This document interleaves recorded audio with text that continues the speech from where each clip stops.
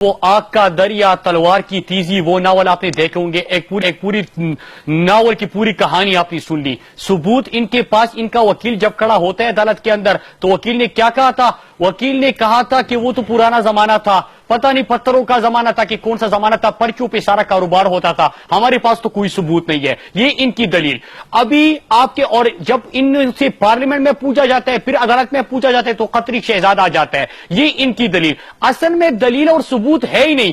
آج نواز شریف نے بھی قوم سے خطاب کرتے ہوئے، بلکہ ایک تقریر کرتے ہوئے نواز شریف نے کیا کہا ہے کہ قرآن پاک میں ہے کہ لوگوں کے عیب تلاش نہ کرو، اپنے حوالے سے وہ گفتگو کر رہے تھے۔ تو جناب پاناما لیکس ہم نہیں لے کے آئے، جب وہاں پہ اگر کرپشن کی بات ہوگی، جب لوٹ مار کی بات ہوگی، ہم نے عدالت میں اتنے دلائل دیے عمران صاحب کہ انہوں نے تو ایک ہی دلیل دینی ہے کہ آیا ثبوت کہاں پہ ہے، کرپشن ہوئی کہ نہیں ہوئی، یہ پیسہ کون سے طریقے سے، منی ٹریل بتا دینا ہے۔ ہم نے کیا کیا؟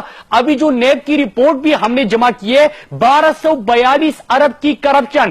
اب جمعیہ صاحب یہ بات میں نہیں کر رہا، یہ نیب کی رپورٹ ہے جو کہ آپ کے 1242 ارب روپے جو ہے وہ نواز شریف کی کرپشن کی رپورٹ تیار ہو چکی۔ پھر اس کے بعد آپ چلے جاتے ہیں جدہ اور یہاں پہ کارروائی رک جاتی ہے، اس کو انویسٹیگیٹ کیا گیا نہیں کیا گیا۔ آپ کے پاس جو گلف سٹیل کا آپ نے حوالہ دیا اور ہم نے کہا کہ گلف سٹیل تو ڈیفالٹ کر گیا تھا، تو مطلب پیسہ کہاں سے آیا؟ پھر اس میں اسحاق ڈار کے ایفیڈیوٹ آ جاتا ہے کہ کس طرح وہ منی لانڈرنگ کرتا تھا۔ میں نہیں کہہ رہا، آپ کا وزیر خزانہ کہہ رہا ہے کہ میں نواز شریف کے لیے منی لانڈرنگ کرتا تھا، تو کیا وہ ایفیڈیوٹ کبھی اور اس سے پہلے 98 میں رحمان ملک صاحب کی فائنڈنگز بھی موجود ہیں اسی منی لانڈرنگ پہ، میں نہیں رپورٹ، میں پھر ایف آئی اے کے ساتھ ساتھ وہ نیب کی اسی رپورٹ کا میں ذکر کر رہا ہوں۔